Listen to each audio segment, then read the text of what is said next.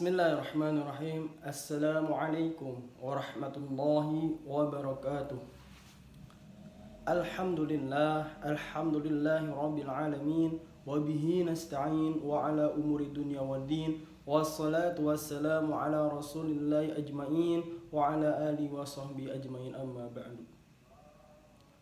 Awalan hayabina nashkurullahu ta'ala qad a'tana ni'matan wa hidayatan wa sihhatan hatta nastati'u an najtami'a fi hadzal makan fa insyaallah mubarakah.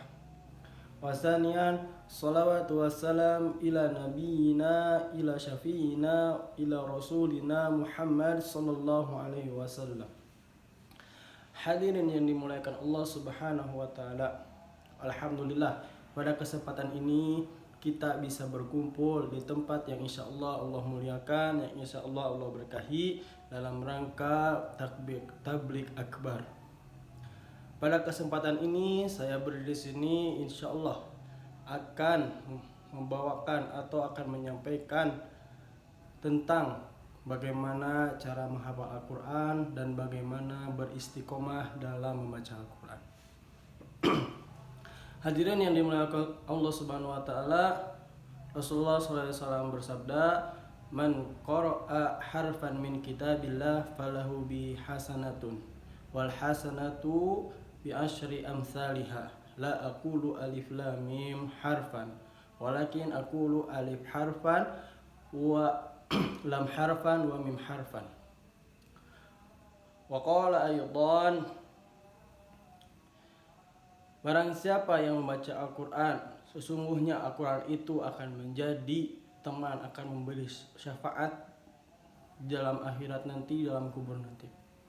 Hadirin yang dimuliakan Allah Subhanahu wa taala, oleh sebab itu marilah kita membaca Al-Quran. Karena seperti apa yang saya tadi sampaikan, kalau Rasulullah SAW bersabda, barang siapa yang membaca satu huruf, satu ayat dari kitab Allah Subhanahu wa taala, maka dia akan mendapatkan syafaat. Dan syafaat itu tidak hanya satu syafaat, malah akan ditambahkan atau dilipat gandakan menjadi 10 ganjaran bagi kita. La aqulu alif lam mim harfan. Tidaklah alif lam mim itu satu huruf, melainkan alif satu huruf, lam satu huruf, dan mim satu huruf.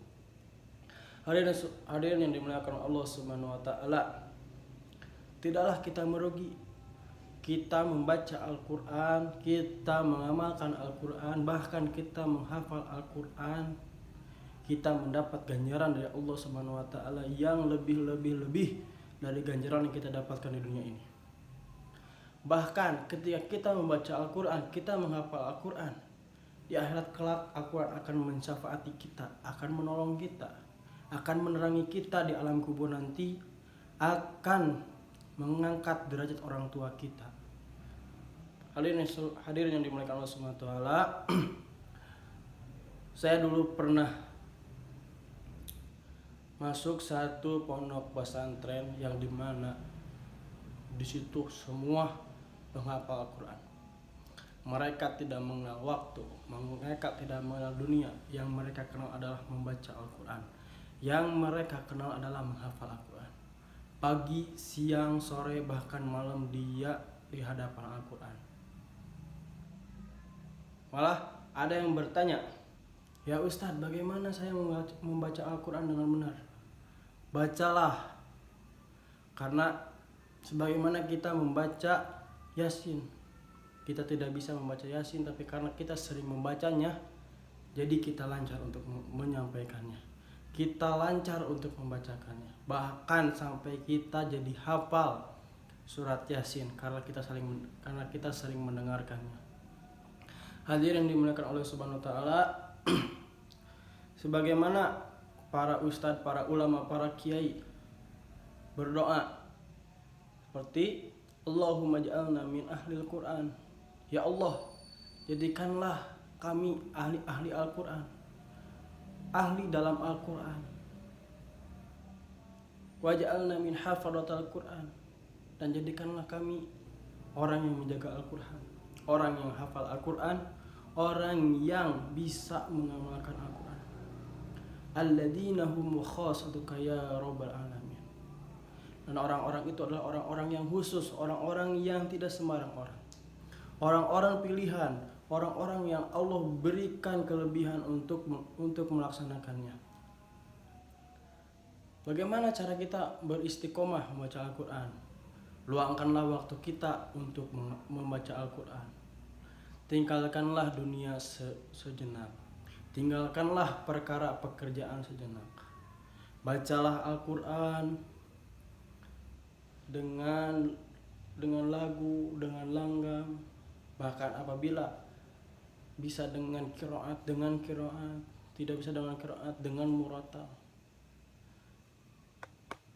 Sejukkanlah hati kalian, sejukkanlah hati para hadirin dengan membaca Al-Quran, dengan mendengarkan Al-Quran, dan lain sebagainya. Hadirin yang dirahmati Allah Subhanahu wa Ta'ala, pengalaman saya dalam menghafal Al-Quran dulu sangatlah bermacam-macam rintangan. Tapi setelah saya mendapatkan hasilnya, orang tua saya menangis di hadapan saya ketika saya membacakan atau menyetorkan ayat terakhir yang saya hafalkan. Sungguh di situ terenyuh hati saya ketika melihat orang tua saya menangis bukan karena penyesalan, tetapi menangis dengan kegembiraan dari seorang anak yang telah menghafalkan Al-Quran. Di situ belum selesai, hadirin yang dirahmati Allah Subhanahu wa Ta'ala. Setelah kita menghafal, kita masuk ke murojaah. Di murojaah ini rintangan semakin memberat, rintangan semakin sulit. Bagaimana kita membagi waktu untuk bermurojaah, bagaimana kita membagi waktu untuk melancarkan hafalan kita, bagaimana kita menjaga hafalan kita dengan sebaik-baiknya agar hafalan kita tidak menghilang begitu saja. Karena di mana ada ganjaran, di situ ada ajab. Ketika kita mendapatkan ganjaran lebih tinggi, akan kita membaca Al-Quran, dan disitulah ada ajab yang lebih berat ketika kita mendengarkan Al-Quran. Hadirin yang dimuliakan oleh Allah Subhanahu wa Ta'ala, maka oleh sebab itu, marilah kita ambil hikmah, marilah kita bergegas, fastabiqul khairat, kita berlomba-lomba dalam kebaikan untuk membaca Al-Quran, untuk menghafal Al-Quran, dan untuk menghafalkan Al-Quran. Hadirin yang Allah muliakan, mungkin sekian yang saya dapat sampaikan, kurang lebihnya mohon maaf. Al-haqqu minallah, al-khata minni. Wassalamualaikum warahmatullahi wabarakatuh.